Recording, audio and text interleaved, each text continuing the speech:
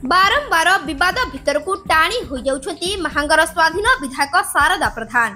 कटक जिला निश्चिंत कोइली ब्लॉक अंतर्गत मुख्यमंत्री कार्यक्रम बीजेपी कर्मी को स्वाधीन विधायक शारदा समर्थक मुख्यमंत्री उपस्थिति रे पेला ठेला करिबा और मुख्यमंत्री कारकेड रु बीजेपी नेता सुमन घड़े को फेराई देवा सहित तांको गाड़ी को बोतल माड़ करिबा घटना रे चर्चा एपर्यंत थमिनी। आउ एबे महांगा ब्लॉक कार्यालय परिसर रे जड़े बीजेपी कर्मी को शारदा समर्थक माने बाड़िया पिटा घटना को नहीं पुणी विवाद घेर को टाणी हो जाइछंती शारदा प्रधान। तेबे सूचना अनुसार महांगा ब्लॉक भौरिया पंचायतर बीजेपी कर्मी अभिराम साहू पंचायतर विभिन्न समस्या नहीं महांगा वीडियो को भेटिबा को आसिथिले। इस समय रे शारदा किछि समर्थक माने अभिराम को बाड़िया पिटा करने सहित महांगा ब्लॉक रु धक्का मारी विदा कर देथिले। महांगा ब्लॉक रे केवल शारदा प्रधान को लोकों को काम हेबो बीजेपी कर्मी आसिले पिटिबु बोली धमक देथिले शारदा कर्मी।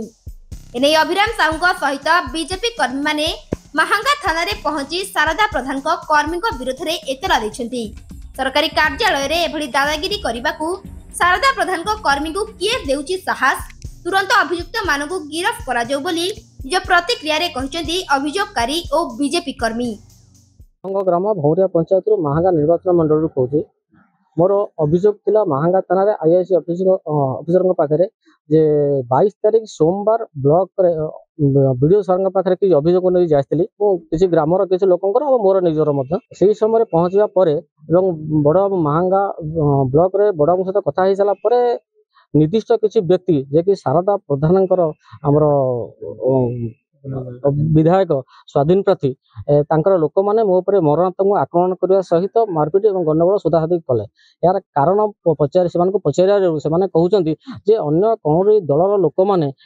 ब्लॉक ऑफिस रे पहुँची पारे ना पहुँचबे आम जहाँ करूँ आम स्वाधीन प्रार्थी आम जीतिचु आमर सब आम जहाँ करूँ आम करूँ आपण मैंने आसपारे तो यही कथा को मत मत से मारात्मक आक्रमण करा सहित गाड़ी गुलज गंडगोल कर बाहर करदे जिते जल्दी पारस पड़ाओ आउ जदि तुमको ब्लॉक कुआपाड़ बजार के देखू तुमको मारिदेवी मत तो से डर से मुझे पलि आसती और महांगा थाना अपील करने आसी कहूँ थाना रु मो किसी विचार करा लिखित अभियोग बरং दे सारी थाना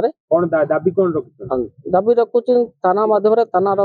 मो विषय तो मोर लिखित अभियोग शुणाणी करूँ उचित दंड विधान प्रदान करूँ जे आसामी दंड विधान दिया। मो ना है अजय कुमार महापात्र उमर पंचायत मु प्रमुख अच्छी बीजेपी दलर प्रमुख अच्छी मु गोटे भिजुआल देखा पाइली आमर जड़े कर्मी भौरियार सक्रिय कर्मी से किसी लोक नहीं जाइथिले किसी लोकंकर अभियोग नहीं जाइथिले ब्लॉक ऑफिस को जाइथिले सेठी शारदा प्रधान जी आमर वर्तमान स्वाधीन विधायक तांकर किसी कर्मी सेठी तांको कहउचंती जे एठी शारदा प्रधान को व्यतीत अन्य कौन दलर लोक कि कौन लोक एठी प्रवेश करि परिबे नाही जदि आसबे शारदा प्रधान एकमात्र आसबे तांको कर्मी आसबे आउ केही आसबे आ बहुत भी ताकू से लोक को मुझे भिजुआल देखुची बहुत गाड़ी गुलज कर मार मार धर कर तार कागज पत्र भी सब चिरचारी फोपाड़ी देनी एगुड़ा सब कौन चली कौन गुंडाराज से गला महांगार गोटे शांति श्रृंखला निर्वाचन मंडली हो गोटे महांगा निर्वाचन मंडली हो गोटे शांति श्रृंखला निर्वाचन मंडली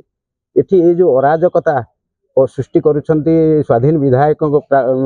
कर्मी माने एटा आम चाहूँ आम बीजेपी आम हूँ बीजेपी कर्मी बहुत दिन कर्मी जेटा कि